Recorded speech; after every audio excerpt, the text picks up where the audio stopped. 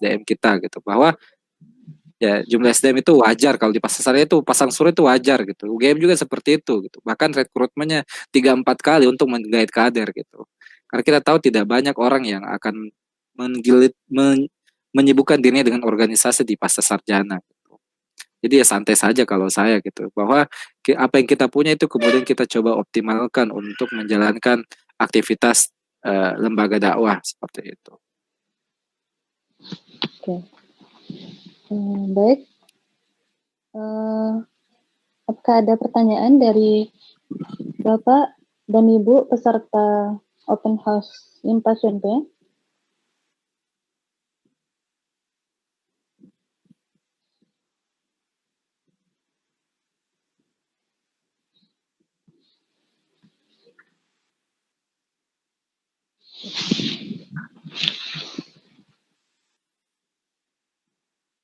Ya, silakan yang ingin bertanya.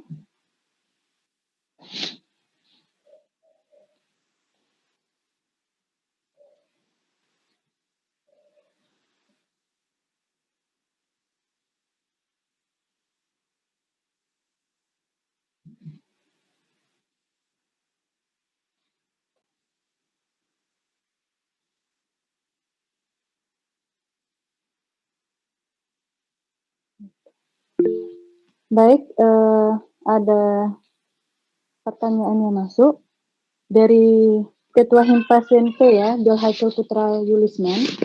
Begini dokter, bagaimana caranya kita menggait mitra-mitra untuk bisa berdakwah bersama kita gitu? Ya, baik ya. Pertama terkait mitra ya, bahwa orang itu selalu punya kepentingannya. Misalnya kita kerjasama dengan kayak saya lembaga penghimpun zakat, dia punya kepentingan dalam artian apa, dia ingin menjalankan programnya. Itu perlu kita ketahui bahwa bukan tidak ada sih, maksudnya memang dalam bermitra itu ada tukar menukar di situ gitu, semuanya sama-sama diuntungkan. Seperti itu. Jadi apa yang kemudian bisa kita tawarkan kepada mitra kita dan kemudian apa yang bisa mitra dapatkan dari kita, itu yang kemudian perlu dimunculkan dulu gitu. Misalnya kalau saya ya kebanyakan memang dengan mitra-mitra misalnya ada di Instagram itu ya, Info Kajian Jogja itu, dia kan kepentingannya adalah dia ingin Instagramnya itu selalu ramai gitu, makin banyak orang follow gitu, dan kita kepentingannya kita adalah poster publikasi kita itu diposting di akunnya gitu.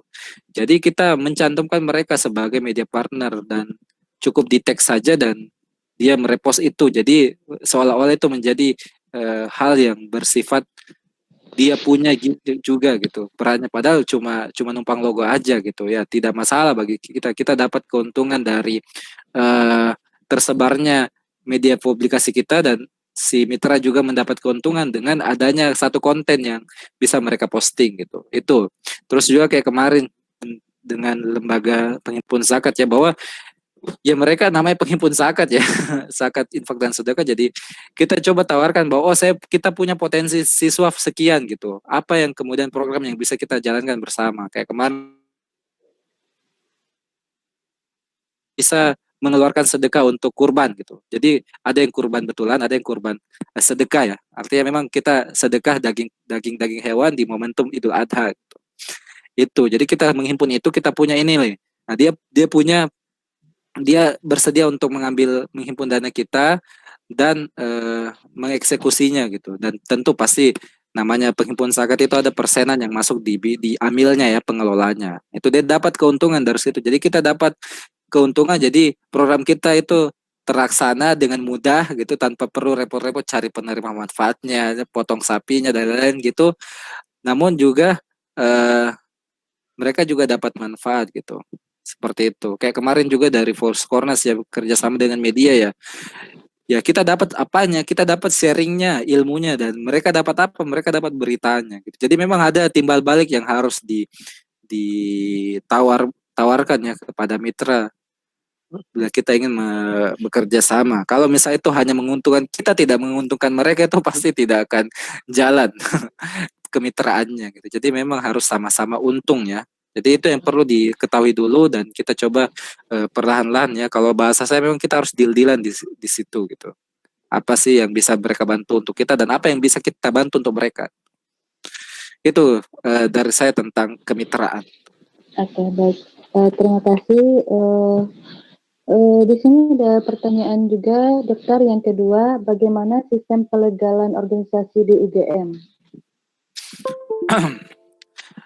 Ya, kalau di kelegalan yang pertama memang ini secara kultural kita sejak awal itu sudah bahasanya mungkin menjadi organisasi pertama di tingkat pasca sarjana ya. Jadi legalitasnya itu sudah diperoleh sejak awal gitu.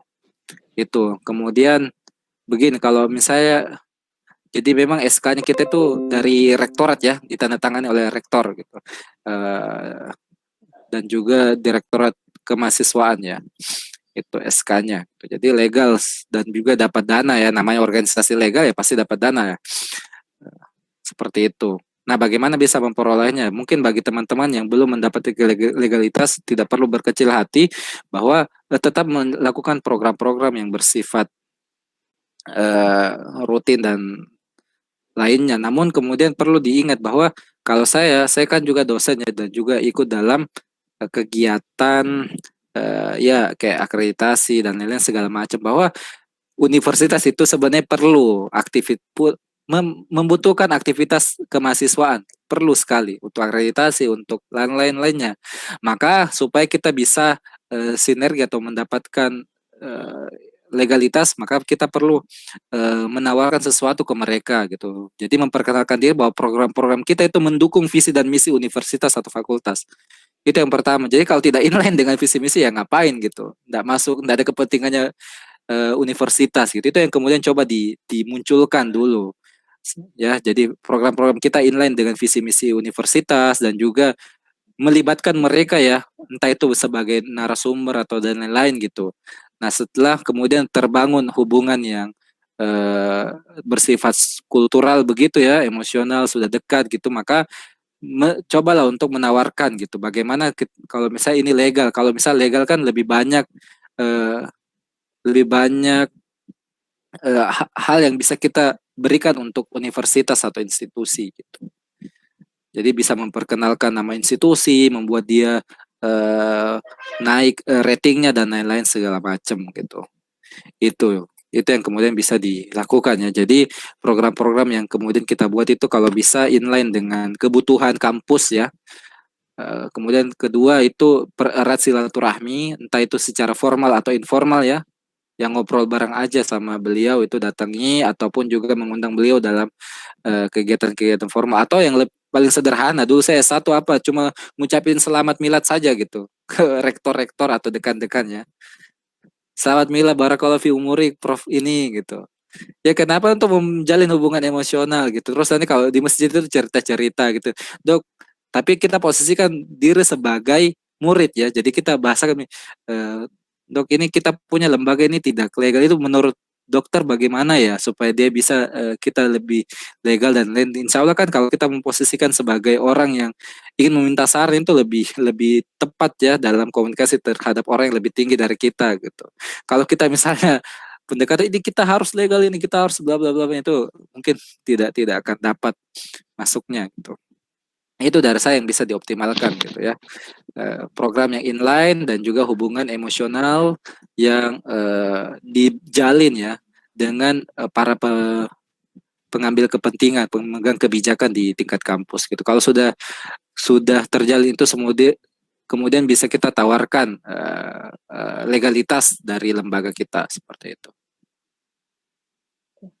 Baik, terima kasih. Mungkin ini sedikit pertanyaan juga dari saya. Dok, kalau dari SDM Himpas UGM sendiri bagaimana? Apakah apa yang sering menjadi inilah polemik permasalahan seperti itu. Jadi bagaimana solusinya agar bisa mengambil pengalaman dari itu. Iya ya, di mana-mana ya organisasi itu pasti kalau misalnya kita bicara dengan SDM ya pasti yang pertama kali muncul itu adalah tingkat partisipasi atau keaktifan anggota. Satu lagi, perjalanan dakwah adalah suatu proses yang panjang dan berkelanjutan. Pada pasca sarjana ini akan dihadapkan ujian seperti pekerjaan, keluarga, dan lingkungan. Apa bekal yang mesti ada pada kader-kader dakwah agar tetap selalu berdakwah? Dan bagaimana menyikapi perbedaan-perbedaan dalam Islam? Itu pertanyaannya, Anda. Ya, Waalaikumsalam warahmatullahi wabarakatuh. Dari Alvin Kardin ya. Ini pertanyaan yang susah sebenarnya ya. Tapi saya yang diajarkan guru-guru kami ya seperti bahwa kesibukan itu adalah sesuatu yang memang tidak akan dimiliki oleh semua orang. Itu merupakan Allah Subhanahu wa taala ketika kita diberikan kesibukan. Itu Ustaz Fasul Adim dalam bukunya nikmatnya eh, apa ya? Mencari kelezatan di tengah kesibukan itu luar biasa gitu. Bagaimana memang kita sibuk itu sesuatu yang nikmat gitu. Jadi ya biasa saja gitu sambil ngurus organisasi, ada keluarga juga, ada di kayak misalnya saya punya hobi juga dan itu semua jalan gitu, hobi nge-YouTube, hobi pelihara banyak ikan-ikan di sini tuh juga jalan terus gitu. Tidak masalah gitu. Bagi saya memang sibuk itu adalah sesuatu yang kita butuhkan gitu. Karena kalau kita tidak mengisinya dengan kesibukan atau hal-hal yang baik ya pasti akan diisi oleh hal-hal yang tidak bermanfaat atau melalaikan gitu. Untuk terus kedua bahwa dakwah ini sebenarnya adalah bukan dakwah yang butuh kita, tapi kita sebenarnya yang butuh dakwah untuk apa? Supaya Allah ridho memasukkan kita ke surga gitu. Karena kita yakin bahwa bukan karena amalan kita itu kita masuk ke surga gitu. Meskipun kita tahajud tiada henti, tapi bukan karena tahajudnya kita dimasukkan ke dalam surga kan? Itu terserah Allah mau memasukkan kita ke surga atau tidak, tapi kita dakwah itu adalah salah satu upaya kita bagaimana membuat Allah ridho dan masukkan kita ke surga karena dakwah itu adalah memang warisan pada nabi dan rasul dan memang perintah yang punya keutamaan di situ. Jadi kalau dalam bukunya itu apa ya? Qaidud Dakwah Ilallah itu luar biasa buku itu gitu. Buku itu mulai mengclearkan mindset kita tentang dakwah bahwa sebenarnya dakwah itu adalah memang perintah tertinggi gitu. Ya, kita itu diperintahkan untuk manusia dan jin itu kan diciptakan untuk beribadah kepada Allah Subhanahu wa taala dan bagaimana manusia itu bisa beribadah kepada Allah kalau misalnya tidak ada ilmunya dan bagaimana ilmu itu bisa lahir kalau tidak ada yang menyampaikannya maka menyampaikan ilmu atau dakwah itu adalah suatu yang wajib bagi kita dan merupakan peran utama kita gitu, diciptakan di muka bumi ini gitu itu yang kemudian kita harus uh, uh, pertama punya ya bahwa mindset kita terhadap dakwah itu harus kemudian jernih dan kemudian berikutnya bahwa ini selalu dinasihati kami oleh guru-guru kami bahwa memang kita harus ikhlas ya dalam berdakwah gitu ikhlas gitu bahwa dalam dakwah itu memang selalu ada ya pasang surut ada penghinaan dan itu wajar gitu Rasulullah saya dilempari batu sampai berdarah-darah gitu kita ya cuma mendapat komentar negatif dari netizen kok kalah gitu itu pasti selalu ada tantangannya dan ya karena tantangannya itulah yang kemudian membuat kita belajar dan bisa menjadi pribadi yang memenangkan dakwah gitu. Kemudian untuk terkait perbedaan-perbedaan itu bahwa ya Ustadz Abdul Somad menasihat kita bahwa kita tetap ikhlas saja gitu. Insya Allah dengan keikhlasnya kita itu akan yang menyatukan kita gitu.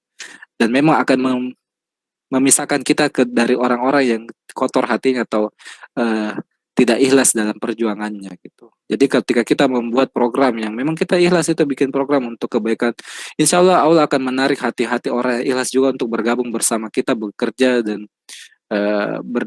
berdakwah bersama-sama gitu. Dan orang-orang yang memang tidak ikhlas dalam hatinya pasti disingkirkan gitu.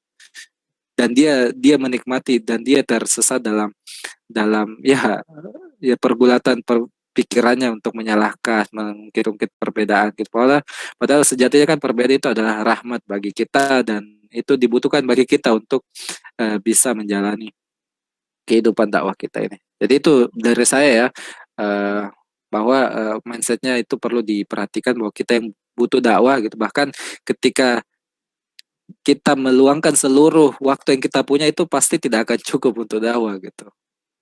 Jadi kalau kita uh, sadar dengan hal itu, maka itu yang kemudian mudah-mudahan melahirkan semangat dari dalam hati kita untuk tetap konsisten dalam dakwah gitu. Dan dengan ikhlas, dengan hati yang ikhlas, mudah-mudahan Allah menyatukan kita dengan orang-orang yang juga berhati ikhlas dan menyingkirkan segala beban-beban perbedaan-perbedaan dan menjadikan perbedaan itu adalah rahmat bagi kita semua. Itu mungkin sharing dari saya. Oke. Baik, terima kasih Dok. Sangat luar biasa jawabannya dari pertanyaan-pertanyaan yang telah diberikan oleh peserta tadi. Gitu. Baik, memang dakwah itu bukan segala-segalanya, tapi segalanya bisa berawal dari dakwah. Maka dari itu dakwah itu bisa dikatakan cinta, karena kita akan mencintai dakwah itu sendiri, sehingga maka tersebarlah kebaikan-kebaikan di dalamnya seperti itu. Maka silakan kita pilih mau ingin memberikan seberapa manfaat kita yang kita sebarkan kepada masyarakat. Dan sebaik-baik manusia adalah yang bermanfaat juga bagi manusia. Oke, baik, terima kasih Dok atas materinya. Sekali lagi atas waktunya, gitu. Karena memang ini sangat bermanfaat sekali bagi saya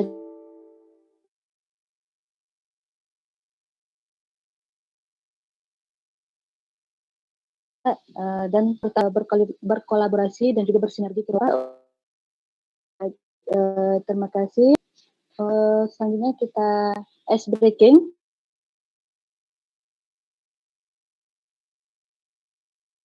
Masih fokus atau sudah raganya saja di sini mungkin atau pemikirannya sudah di mana-mana gitu. Jadi baik, kepada operator silakan keluarkan gambar yang sudah saya share kemarin.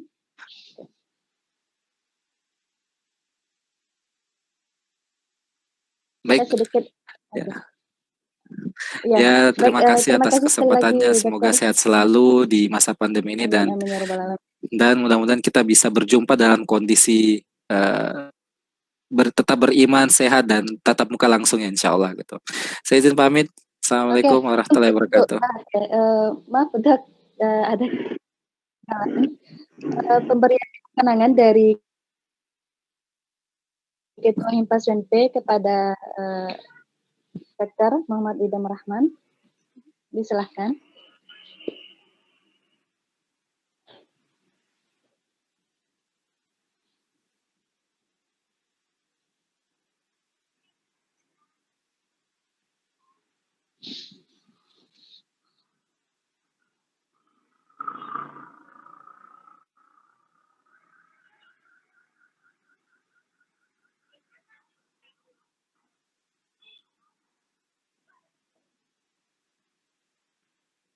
Oke. Baik, kepada peserta diharapkan menghidupkan videonya. Kita sesi foto sebentar.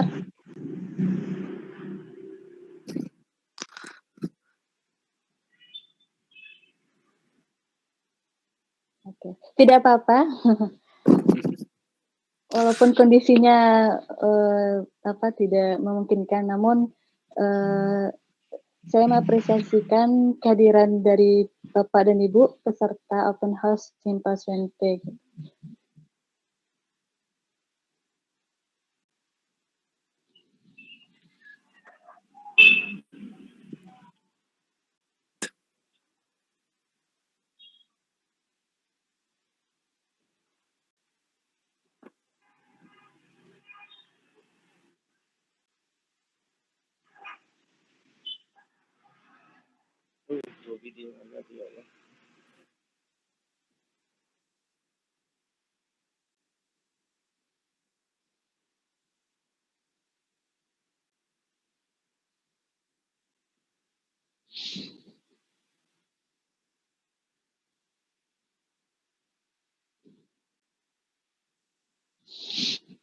Oke.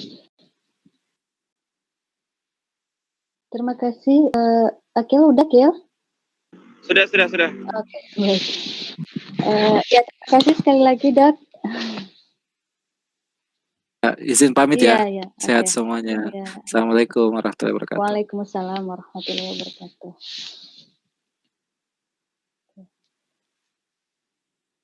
Baik, kita lanjutkan.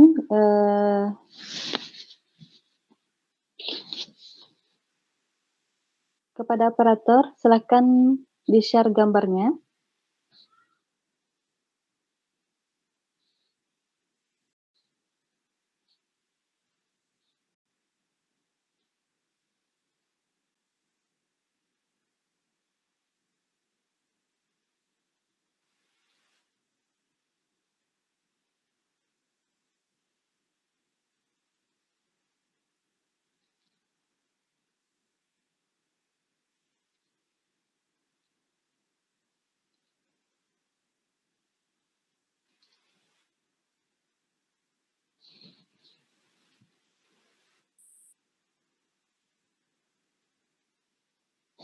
Oke. Bisa dilihat gambarnya dengan jelas, Bapak dan Ibu?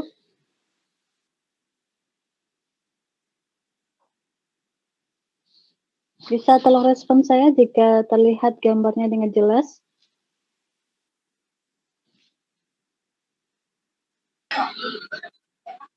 Oke, baik. Jelas ya. Nah, di layar sudah ditampilkan sebuah gambar harimau ya, harimau yang sedang bersantai di taman. Nah, pertanyaan saya, silakan Bapak dan Ibu cari dan lihat berapa jumlah wajah harimau yang terdapat dalam gambar tersebut. Silakan dijawab dengan melalui chat Google Meet-nya. Dalam waktu 1 menit ya.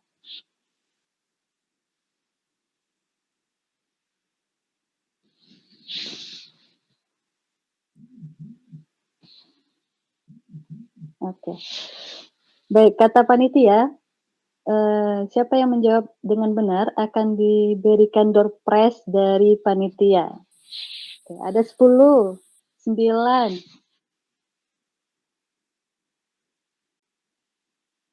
masih belum? Silakan dicari lagi.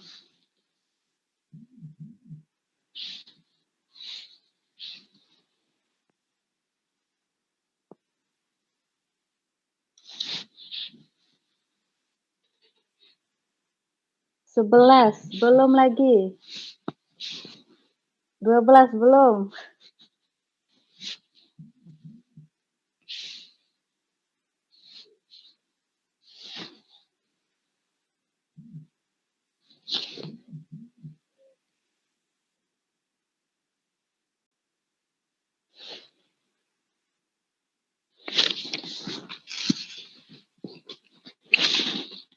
Belum.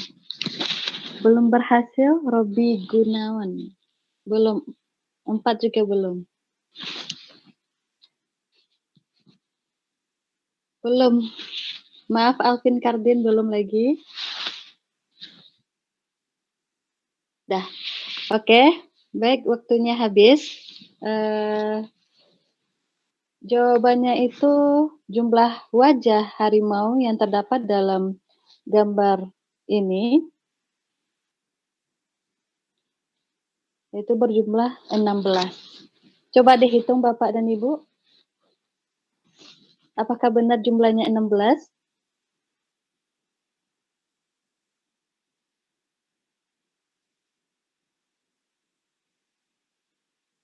Oke, betul ya. 16.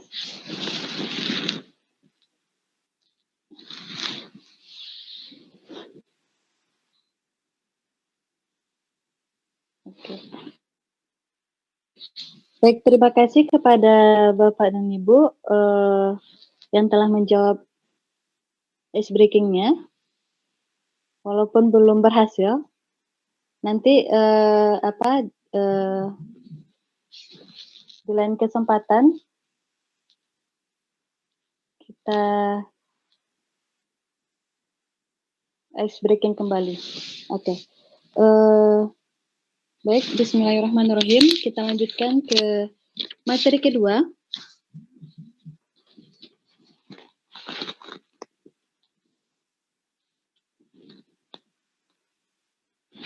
Oke, kita lanjutkan ke materi kedua dengan materi serangan pandang tentang Himpas UNP yang akan disampaikan oleh Bapak Muhammad Ilham Syarif, MPD.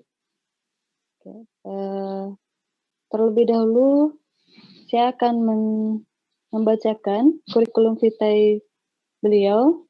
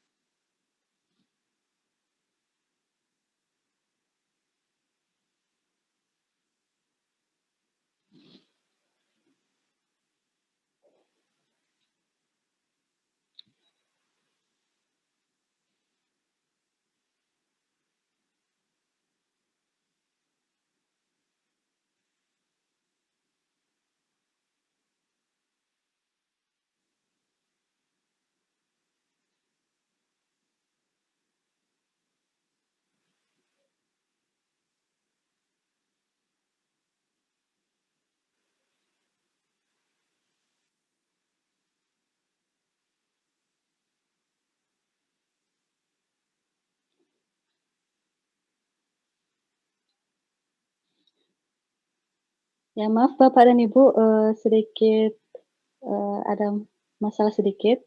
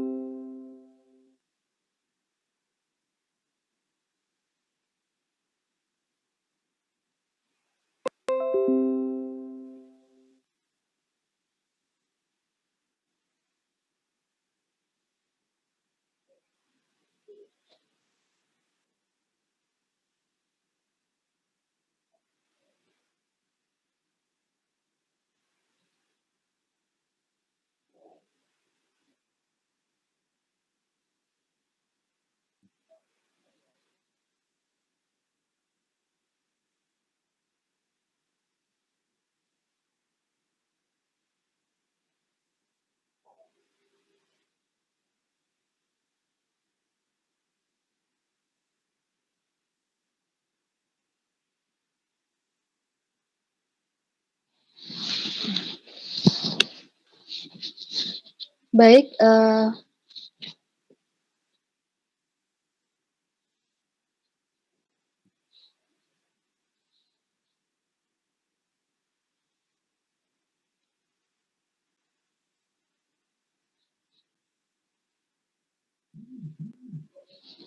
saya bacakan kurikulum vitae Bapak Muhammad Ilham Syarif, MPD.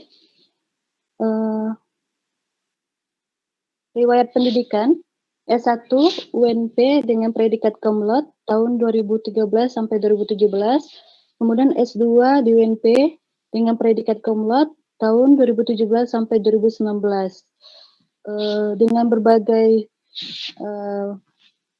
publikasi jurnal, di mana jurnal bereputasi Scopus, kemudian di Proceeding Internasional, jurnal nasional terakreditasi SINTA, dan jurnal ber-ISBN. Kemudian Bapak dan Ibu juga bisa melihat hasil karya beliau, jurnal-jurnal yang telah dipublish di Google Scholar dengan nama Muhammad Ilham Syarif. Dan juga kontak beliau 08 64054757. Kemudian email beliau mdilham@sf@gmail.com. Jadi jika Bapak dan Ibu ingin menghubungi beliau untuk pengembangan jurnal ataupun ingin bekerja sama ataupun ingin ingin mendapatkan pengalaman beliau tentang publikasi jurnal, bisa melewati fasilitas tadi gitu. Kemudian beberapa penghargaan yang telah beliau dapatkan, yaitu penelitian bersama Profesor Ahmad Fauzan MED, kemudian Profesor. Pada pagi hari ini kita dapat melaksanakan kegiatan selayang pandang terkait dengan himpunan massa muslim para sarjana UNP. Tidak lupa selawat beringkat salam kita doakan kepada Nabi besar Muhammad SAW. Allahumma shalli ala UNP beserta kawan-kawan pengurus lainnya dan jajarannya. Tadi ada juga dari kawan-kawan Puskornas, kemudian dari Bang Indham, kemudian tadi ada juga alumni kita. Tadi saya lihat ada Bang Piki dan abang-abang lainnya atau kakak yang tidak bisa disebutkan satu persatu, dan yang saya banggakan adalah peserta kegiatan webinar selayang pandang Himpas UNP. Bisa bantu tampilkan PPT-nya, Akil?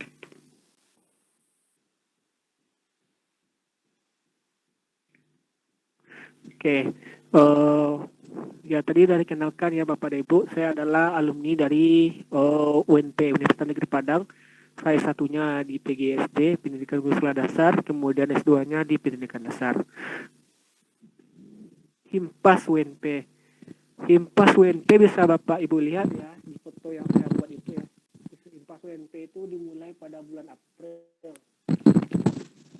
Ya, itu pertama kali itu masih obrolan saja di dekat Pasca ya. Di Pasca itu kan ada payung ya, di antara kafe, kemudian di gedung Pasca itu ada payung. Jadi kami berdiskusi untuk mau mengumpulkan kawan-kawan mahasiswa Pasca Sarjana untuk membentuk sebuah lembaga di Pasca Sarjana. Jadi dari cerita-cerita kemudian timbullah ide. Jadi kehadiran Himpas UNP ini ya ada pasang surutnya ya Bapak dan Ibu sekalian. Masih ingat ketika saya dahulu ngurus dan beberapa kawan dulu ada Kak Belia, Kak Najmi, ada Bang Syahrul, ada Bang Buntakin Kolis, kemudian Bang Fahmi, itu merencanakan Himpas UNP. Namun di dalam pelaksanaannya ya namanya sebuah organisasi pasti ada pasang surutnya hingga hari ini. Dulu ketika itu yang laki-laki itu Ana sendiri, saya sendiri, Ilham, kemudian ada Kak Belia, ada Kak Jimmy, kemudian hanya bertiga. Tetapi hari ini alhamdulillah saya lihat perkembangan Himpas UNP sudah cukup pesat ya. Ada beberapa kawan-kawan dan kehadiran Himpas UNP ini menjadi istiqomah. Itu kegiatan awal kami adalah acara buka bersama yang diadakan di musola. Ketika waktu itu musola di Pasca Sarjana belum ada lampu ya Bapak dan Ibu. Kalau Bapak Ibu lihat sekarang, alhamdulillah musola Pasca saya lihat ketika main-main kemarin sudah bagus ya, lampunya sudah bagus, kemudian karpetnya sudah bagus karena sudah ada renovasi ya.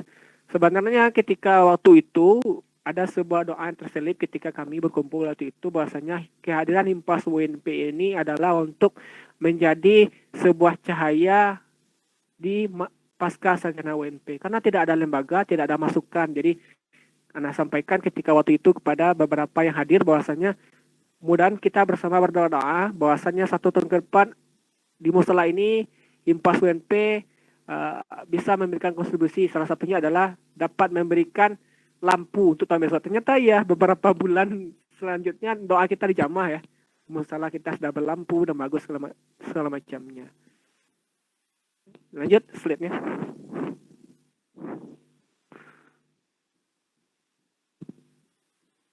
Silakan dilanjutkan. Oke. Jadi Bapak dan Ibu sekalian, ada hal yang menarik ketika kita berbincang sebuah organisasi di dalam mahasiswa Pasca Sarjana. Terlebih dahulu kita klaster dulu, kita bagi dulu. Berdasarkan mahasiswa Pasca Sarjana itu bisa kita kategorikan menjadi 2 hal. Pertama adalah fresh graduate, kemudian ada profesional.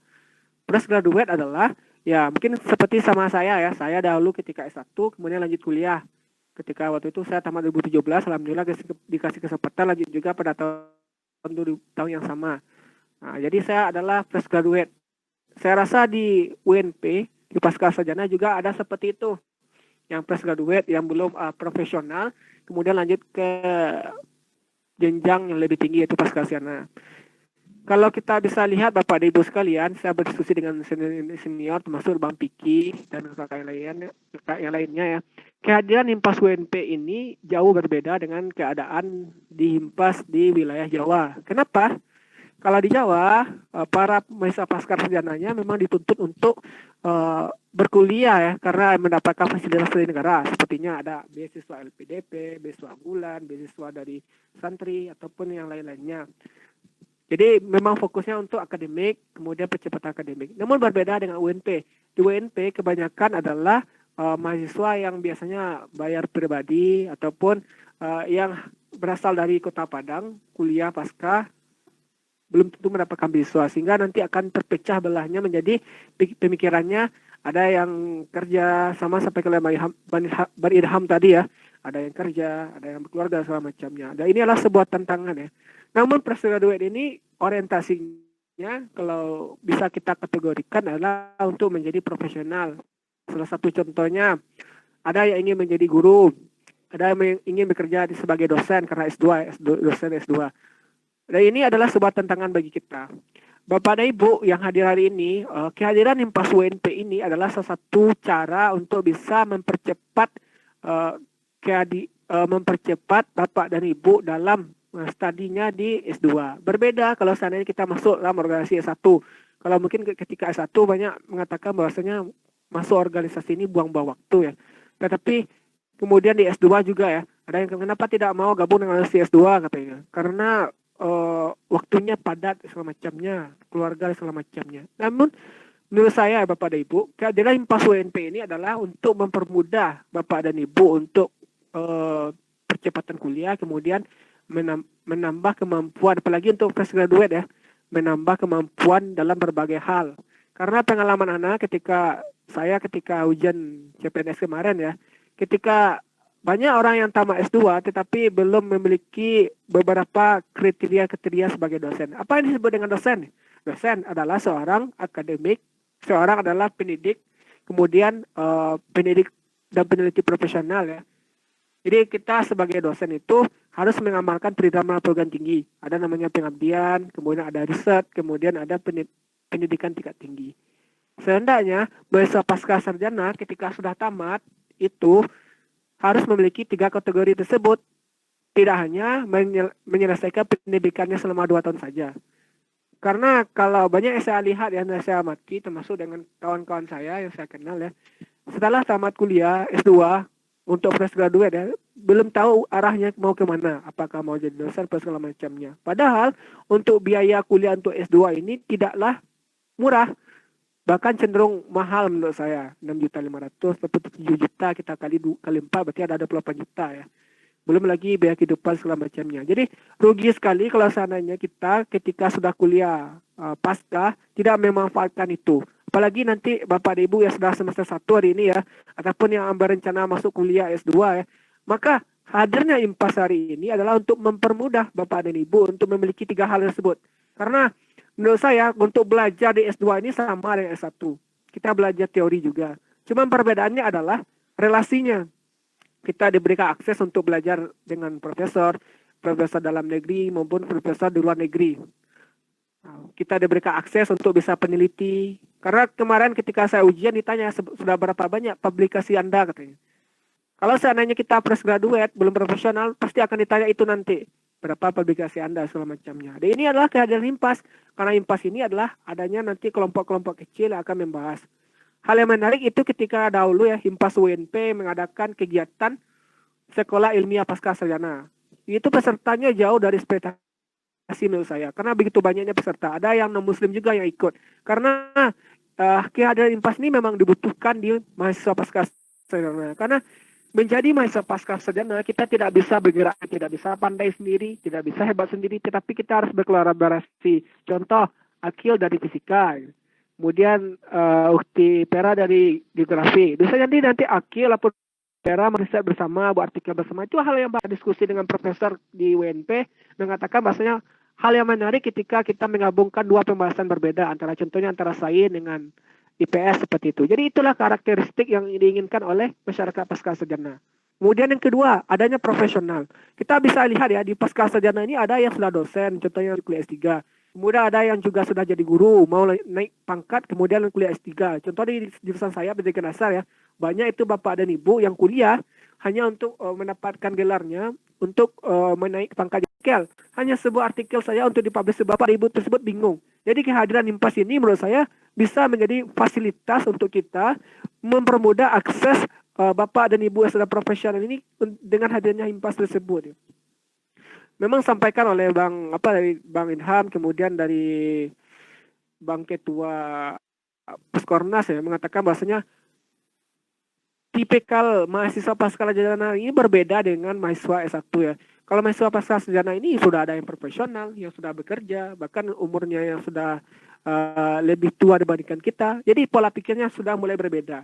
Dia mau ikut organisasi, apa keuntungannya? Kalau dia ada untung ya dia mau bergabung ya. Kalau tidak ada untung ya nggak mau bergabung, seperti itu.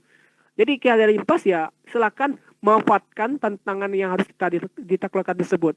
Jadi menurut Ana, kehadiran HIMPAS ini bukan hanya sebagai lembaga untuk mengangkatkan proker saja, tetapi kehadiran HIMPAS ini untuk merespon, mempercepat. Contoh, kemarin kita alhamdulillah melaksanakan kegiatan sekolah ilmiah pasca sarjana. Nah, harapannya nanti ketika kita sudah melaksanakan sekolah ilmiah pasca sarjana, maka kita bentuklah kelompok-kelompok kecil untuk berdiskusi riset apa yang cocok, riset apa yang kita cocok diangkatkan. Karena pengalaman dari Ana ya, para dosen-dosen senior itu dia butuh asisten untuk bisa menjadi asisten dalam menelitinya, pengabdiannya, untuk membantu penelitian dan pengabdiannya. Kebanyakan para dosen-dosen senior itu tidak menemukan siapa mahasiswa yang aktif, kepada siapa yang bertanya, dan segala macamnya. Jadi harapannya dengan ada HIMPAS ini, maka nanti ada salah satu solusi untuk kampus, bahwasanya ada mahasiswa pasca yang sudah ada organisasinya, dan terdiri dari berbagai jurusan. Jadi begitu. Lanjut.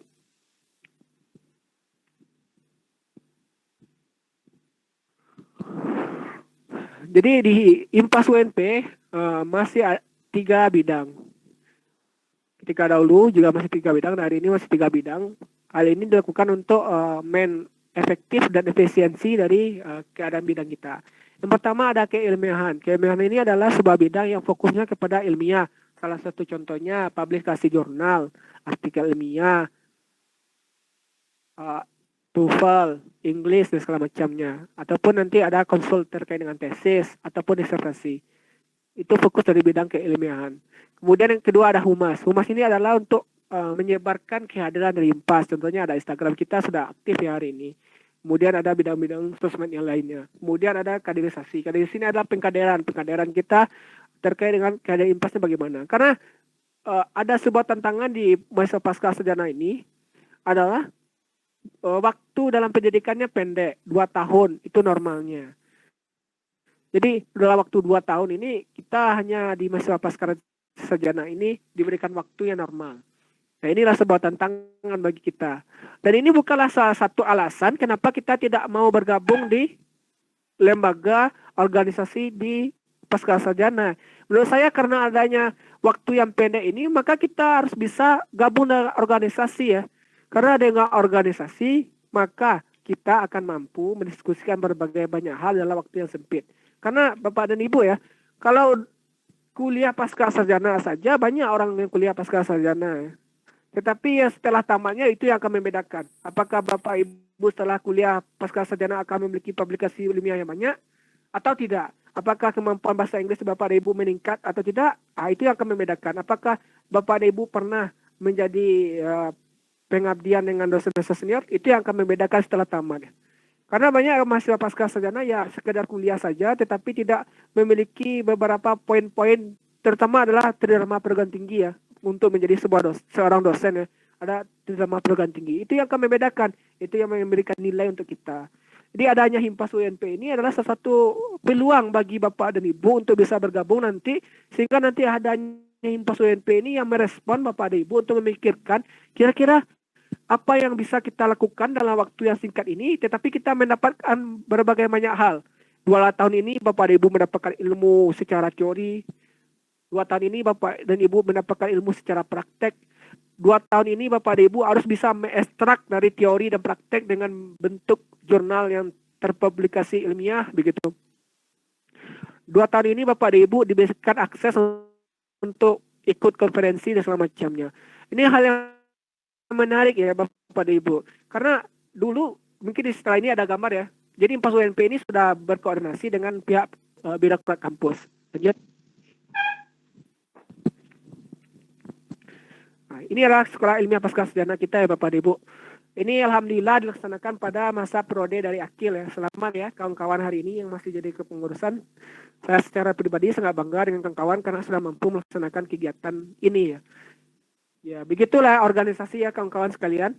Tidak akan habis dalam satu masa ya. Saya sampaikan pada teman-teman ketika mendirikan Himpas di awal dulu ya. Tugas kita hari ini adalah mendirikan Himpas. Mungkin kita belum bisa berbicara banyak.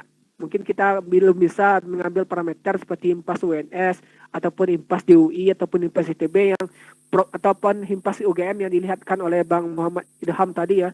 Prokernya banyak, bekerja sama segala macamnya. Mungkin kita belum bisa sampai seperti itu, tetapi yakinlah di suatu masa depan kita akan mencapai itu. Himpas UNP baru berdiri 2 tahun lebih kurang ya Bapak dan Ibu. Saya adalah ketua yang diamanahi oleh kawan-kawan untuk menjadi ketua pertama, kemudian dilanjutkan oleh wakil dan nanti akan dicarikan pengganti. 2 tahun Himpas UNP sudah mampu melaksanakan proker Sekolah Ilmiah Pascasarjana. Dan ini pesertanya banyak sekali. Ini tanda, sebuah tanda bahwasanya memang mahasiswa Pascasarjana UNP ini membentukkan sebuah lembaga untuk mendiskusikan terkait dengan akademiknya, terkait dengan tesisnya, terkait dengan jurnalnya. Karena di lapangan yang saya amati hingga hari ini ya, hingga tadi malam malahan masih ada kawan-kawan saya yang kuliah di S2 ngontak WA saya, ini gimana cara publikasi jurnalnya bagaimana, ini artikelnya bagaimana, tolong diedit, ini membuat Mendeley-nya bagaimana, kemudian gimana cara melacaknya, kemudian gimana turnitinnya, gimana segala macam. Ini adalah sebuah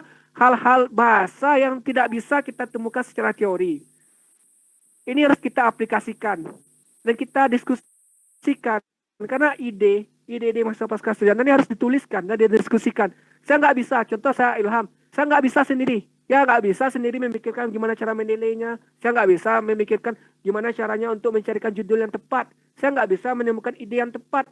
Karena mungkin ada masukan dari Joni, masukan dari Pera, nanti kita diskusikan kira-kira riset kita bagaimana. Dan alhamdulillah ketika ada pascasarjana ini banyak ya Bapak dan Ibu. Kalau masih ingat ya kawan-kawan pengurus ya.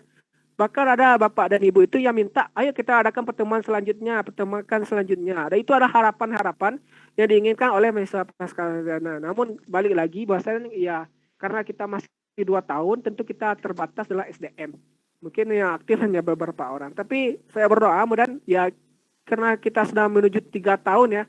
Harapannya nanti Bapak dan Ibu yang masih baru ini, ayo gabung dengan Himpas UNP. Karena ini adalah lembaga-lembaga kita yang membesarkannya, dan kita yang merawatnya, begitu. Lanjut. Dan kemarin saya lihat juga ya, Himpas UNP juga melaksanakan kegiatan yang berbau Islami, peradaban Islam di Minangkabau. Jadi Bapak dan Ibu, Islam itu kan kita mengenal ya sejak S1 bahwasanya Islam ini utuh ya, membahas dari segala kompleks kehidupan. Islam bukan hanya sebuah kebudayaan, tidak hanya berbicara sholat, puasa, zakat saja, tetapi Islam juga berbicara ekonomi. Islam juga berbicara culture, kebudayaan. Islam belajar terkait dengan membahas sosial dan segala hal macamnya. Jadi kemarin ada usulan ada yang diangkatkan oleh teman-teman yang menurut saya temanya sangat menarik sekali ya, peradaban Islam di Minangkabau. Mungkin belum semua orang mengetahui apa itu, bagaimana Minangkabau di dalam peradaban Islamnya. Dan alhamdulillah dari Himpas UNP ini yang mengangkatkan kegiatan tersebut. Jadi adanya Himpas UNP ini juga bisa nanti beririsan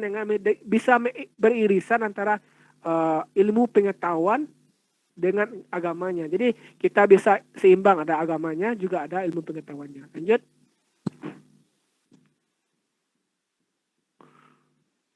Ini kegiatan apa ya, silaturahmi versi Pas Indonesia pada tahun 2019 di Universitas Negeri Yogyakarta.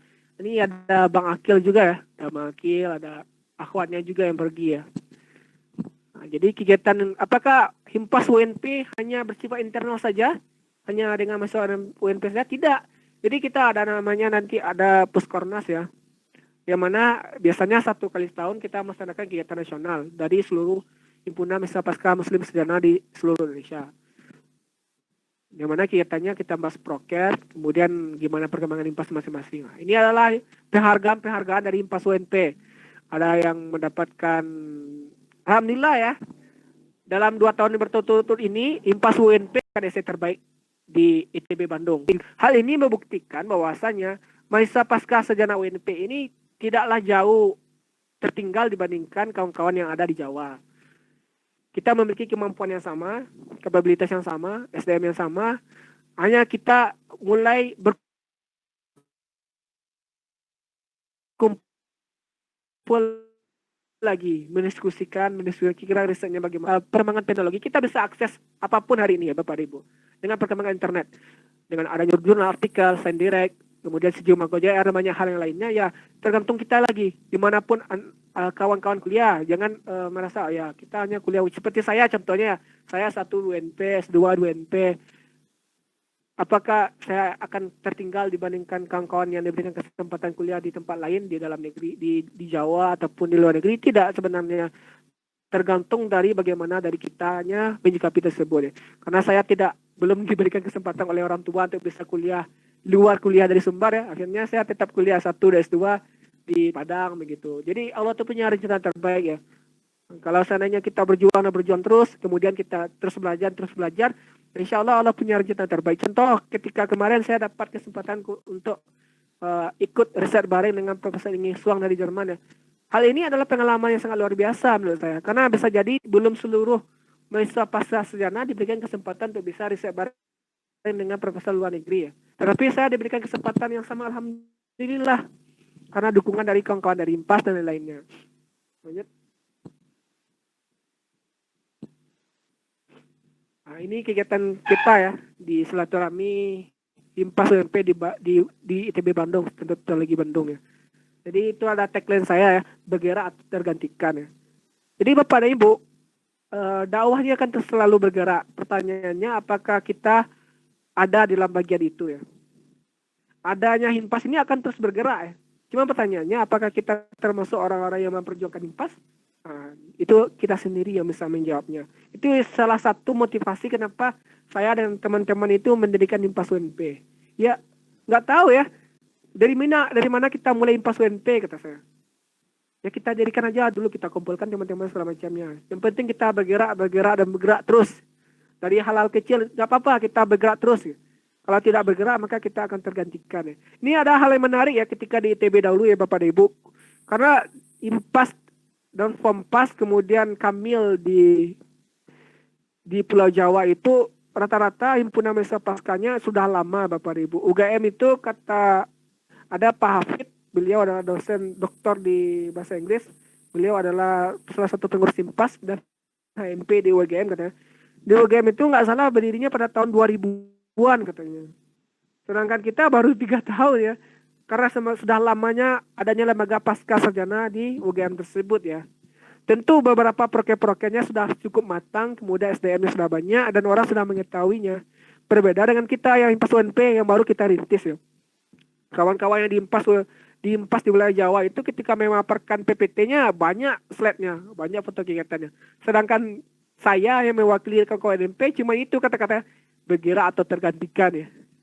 Yang paling penting ya kita bergerak dulu ya. Kita cicil loh ibarat bangunan ya. Minimal kalau ditanya sama Tuhan apa yang bisa kamu lakukan untuk mahasiswa pasca sarjana. Saya mendirikan batu bata sedikit kecil ini aja tuh Allah SWT. Itu salah satu saksi bahwasanya kita sudah bantu perjuangan kejayaan Islam. Jadi untuk kawan-kawan yang jadi pengurus hari ini ya alhamdulillah ya. Saya bangga sekali dengan kawan-kawan sekalian. Kemudian nanti untuk calon-calon pengurus Bapak dan Ibu yang nanti mau bergabung dengan Profesor MP, ya bergerak aja dulu. Bergerak apapun dari hal-hal yang kecil. Karena ya yang paling terpenting itulah dari niat kita. Kalau berbicara sibuk ya Bapak dan Ibu, ya semuanya orang pasti sibuk ya, nggak ada orang yang tidak sibuk ya. Tetapi masalahnya seberapa Bapak dan Ibu memprioritaskan HIMPAS ini. Lanjut.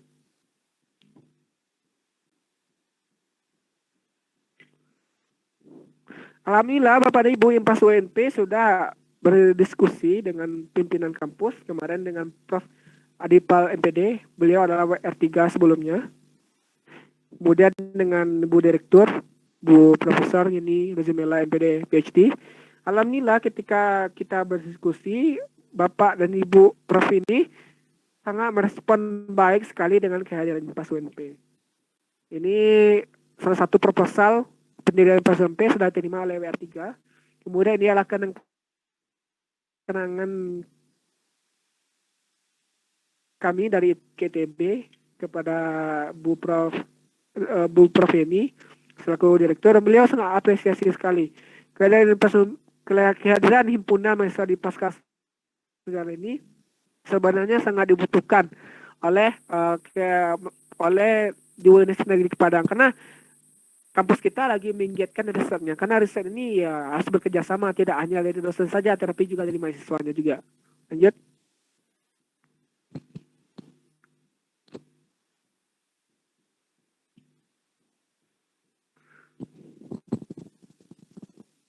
Lalu gimana tantangan kita pada hari ini Bapak dan Ibu? Mungkin diklik lagi. Nah, itu. Jadi sebenarnya ada tantangan yang menarik juga. Kita dibuka cara pandangnya adanya COVID-19 ini ya Bapak dan Ibu. Yang mana kita tidak diberikan kesempatan untuk bertemu secara tatap muka. Diklik lagi, Kil. Sampai tampil gambarnya ke semuanya, Kil. Nah, kenapa hal ini bisa terjadi Bapak dan Ibu? Ketika kita ya, apalagi mahasiswa pasca sarjana ya, mungkin 4 hal ini bukanlah sebuah yang asing didengar ya. Kita sudah mengenal bahwasanya pada hari ini kita sudah pada fase industri 4.0. Yang mana kita mengetahui bahwasanya industri 4.0 seluruh lini kehidupan manusia ini harus didigitalisasikan, atau kita mengenal Internet of Things. Jadi seluruh kehidupan kita harus digitalisasikan, terkoneksi dengan internet. Kemudian kita juga mengenal namanya Society 5.0. Jadi kelompok-kelompok sosial yang dulu kita mengenal bahwasanya pertemuan antara individu dengan individu, individu dengan kelompok, kelompok dengan individu itu harus secara tatap muka. Tetapi hari ini tidak mesti seperti itu. Kita bisa bertemu secara maya. Contoh hari ini saya bertemu dengan Bapak dan Ibu sekalian berdasarkan maya. Kita bertemu secara langsung untuk berinteraksi. Kemudian ada perkembangan namanya artificial intelligence. Banyak contohnya. Salah satunya kalau dalam akademik itu adanya Google Form, adanya Mendeley, kemudian adanya Turnitin, kemudian ada Websmap, dan beberapa aplikasi-aplikasi kecerdasan dan buatan yang dibuat oleh manusia untuk mempermudahnya. Termasuk dalam akademisi. Kita ini kan kalau di S2 itu kan adalah calon konsultan di bidangnya. Jadi sebagai dosen kah? Apakah nanti sebagai kontraktor kah? Apakah konsultan di bidang PT dan segala macam. Tapi karena kita di guru, karena kita LPTK, kebanyakan kita nanti orientasinya menjadi kepala sekolah, menjadi dosen. Dan itu ada beberapa kecerdasan buatan yang mensupport terhadap karir kita. Contohnya kalau yang paling kita kenal adalah Mendeley untuk citasi gitu. Jadi tidak mesti sebenarnya hari ini kita kalau buat artikel, Bapak dan Ibu harus baca artikelnya dari full. Tetapi tidak mesti seperti itu.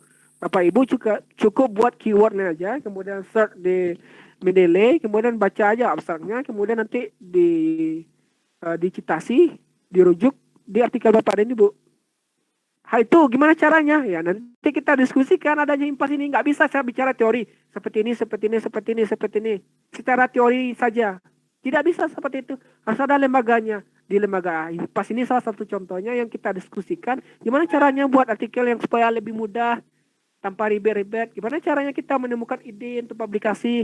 Gimana cara ide kita untuk mengembangkan penelitian begitu. Gimana cara kita untuk bisa koneksi dengan orang luar negeri tanpa kita dengan posisi kita di Indonesia, apakah kita mungkin untuk terkoneksi dengan profesor luar negeri? Bisa. Nah, itu yang kita pelajari dan kita diskusikan di HIMPAS UNP. Adanya COVID-19 ini membuktikan bahasanya saya dulu memprediksinya Bapak dan Ibu perubahan tata cara kehidupan manusia ini ya pada tahun 2045, 2030 adanya pengenalan industri 4.0, Society 5.0, artificial intelligence ini akan berkembang pesat pada tahun 2045. Ternyata tidak.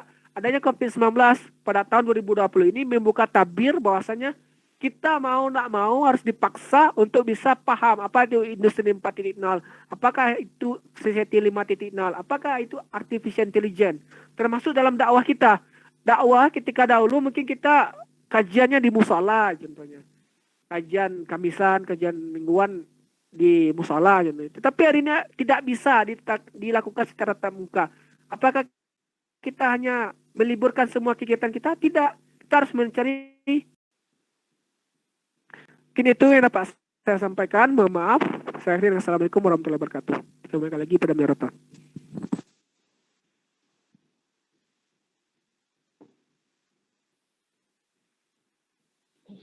Waalaikumsalam warahmatullahi wabarakatuh. Baik, terima kasih kepada Bapak Muhammad Ilham Syarif atas materinya yang luar biasa mengenai riset juga HIMPAS. Baik, kepada Bapak dan Ibu peserta Open House HIMPAS NP, jika ada pertanyaan disilahkan. Bisa melalui chat Google Meet-nya.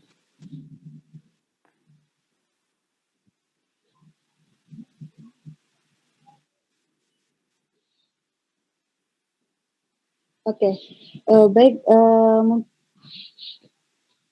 Ada pertanyaan, Pak Ilham. Jika misalnya ada misalnya sudah lulus nih gitu kan, S2-nya, kemudian baru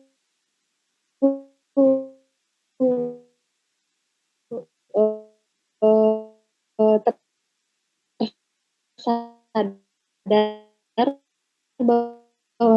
bahwasanya publikasi jurnal itu sangat bermanfaat untuk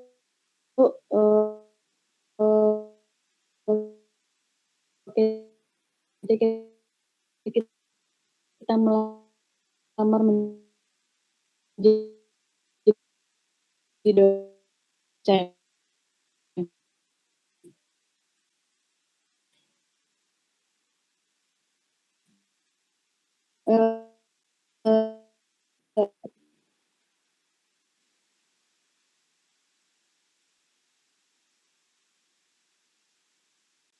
Sedangkan aplikasinya masih sedikit.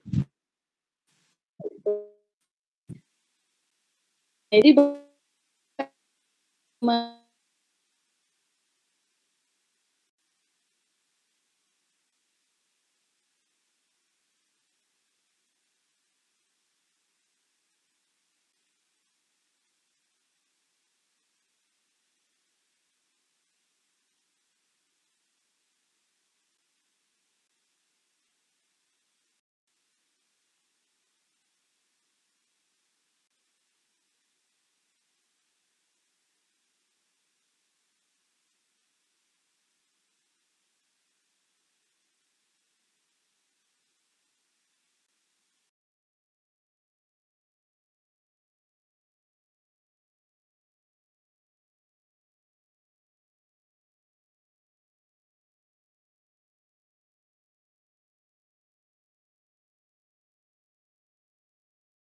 mungkin bisa disampaikan bagaimana kondisi HIMPAS UNP sekarang. Bismillahirrahmanirrahim. Terima kasih moderator. Baik, perkembangan legalitas HIMPAS UNP sekarang itu sama dengan masa Bang Ilham, itu masih berstatus tidak legal ya, atau istilahnya bergerak secara mandiri. Itu kendala yang kami temukan atau problema yang dihadapi. Sebenarnya benar kata Bang Ilham, pimpinan kampus sudah menyetujui dan mengizinkan. Malahan waktu itu proposal kami sudah ditandatangan oleh kepala kampus, baik itu ibu kepala pasca ataupun WR3 ya. Nah, malahan WR3 sendiri yang menyuruh kami untuk mengurusnya secara formal sehingga bisa ditandatangan oleh rektor. Cuman problema yang dihadapi adalah ketika pengurusannya di bagian staff, itu di bagian kemahasiswaan dan BAK. Di situ kami selalu diselang-selingkan, ibaratnya kayak main bola di bawah kiri dan di bawah kanan gitu. Jadi beliau masih ragu dengan identitas dan juga fungsional kami, sehingga kami dikembalikan lagi ke Pasca. Jadi beliau tuh ragu dengan Himpas WMP ini apakah berada di bawah nama WMP, ibaratnya SK kita tuh berada di bawah rektorat atau berada di bawah Pasca, karena kita itu mahasiswa Pasca Sarjana. Cuman waktu itu pertimbangan dari Ibu Direktur Pasca, soalnya Ibu Direktur Pasca itu menyetujui kita untuk berada di bawah nama beliau. Ibaratnya berarti kita SK-nya di bawah Direktur Pasca Sarjana. Cuman Ibu tuh meminta untuk kita itu di bawah rektorat. Kenapa? Karena menurut beliau kita itu jurusannya itu campur semua, ibaratnya seluruh jurusan pengurusnya ya, pengurus Himpas itu dari semua jurusan dan dari hampir menyeluruh dari seluruh fakultas yang ada di UMP. Jadi kita itu sebenarnya udah lebih dari Pasca. Karena kalau jurusan Pasca Sarjana ataupun yang Ibu Direktur Pasca itu cuman bertanggung jawab atas beberapa jurusan saja gitu. Jadi kayak jurusan Nana yang fisika, S2 fisika itu tidak di bawah Pasca Sarjana, tapi di bawah Fakultas FMIPA. Jadi kata Ibu tuh sayang jika seandainya berada di bawah Pasca Sarjana gitu. Makanya dialihkan ke rektorat. Ada rektorat setuju, tapi karena pengurusan suratnya seperti itu pula kendalanya, bagian stafnya. Jadi walau akhirnya langkah yang kami ambil adalah kami akan memulai lagi untuk pengurusan cuman di bawah nama Pasca Sarjana. Itu perkembangan ke depan. Istilahnya walaupun kita tidak di bawah rektorat, tapi kita di bawah Pasca Sarjana, selagi kita itu legal gitu. Insya Allah mungkin setelah kegiatan ke depan ya, berarti kegiatan ke depan itu ada satu lagi, setelah itu MUBES, setelah kegiatan ini, itu penggantian pengurusan baru. Nah, walaupun sudah diganti, mungkin Ana masih berkomitmen bahwa Ana akan menyelesaikan untuk yang SK ini. Karena kalaupun digantikan ke teman-teman yang lama, otomatis teman-teman yang lama kayak Ana dulu kan menerima amanah dari Bang Ilham itu masih bingung juga kan bagaimana perkembangan dari SK ini gitu kan. Jadi kalau diserahkan semuanya ke teman-teman yang baru, nanti juga akan kesulitan juga. Jadi sehingga mungkin untuk SK ini nanti akan jadi amanah terakhir Ana menjabat di Himpas UMP ini gitu. Sekian jawaban dari saya. Ahwan, kalau ada salah mohon maaf. Assalamualaikum warahmatullahi wabarakatuh. Waalaikumsalam warahmatullahi wabarakatuh. Baik, itu penyampaian mengenai gambaran Himpas UNP saat sekarang ini. Jadi masih banyak PR-PR kita dan semoga itu bisa diteruskan dan bisa legal di bawah rektor UNP gitu. Baik, terima kasih kepada Lisman atas jawabannya. Kemudian terima kasih juga kepada Bapak Muhammad Ilham Syarif, MPD. Berikut kita lanjutkan acaranya. Pemberian kenang-kenangan kepada pemateri yang akan diberikan oleh Ketua Himpas UNP. Silakan.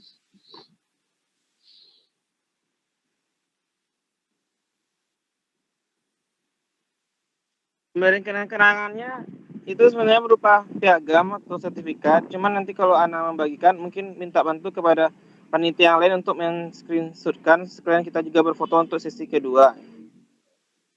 Oke, baik. Terima kasih atas konfirmasinya.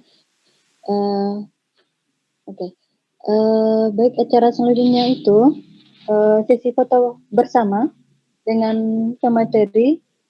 Diharapkan kepada peserta agar meng-on-kan videonya agar kita bisa berfoto bersama. Terima kasih.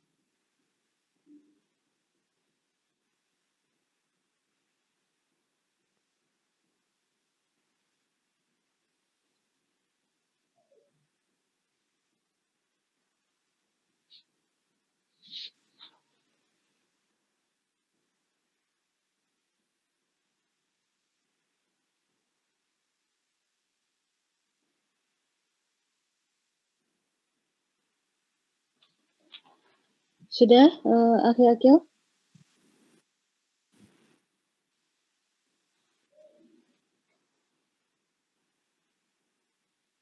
Oke, baik.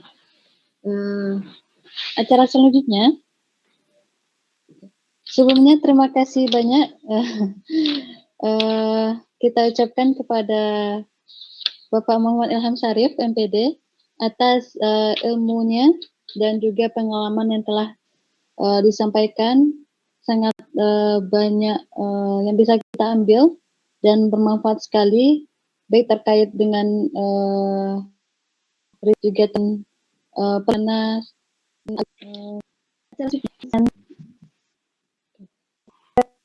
dengan Himpas WP, terus baru yang akan di-share oleh panitia melalui grup peserta.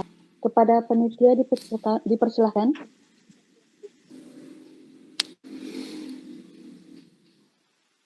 Peserta silakan isi Google Form-nya yang tadi di-share oleh panitia.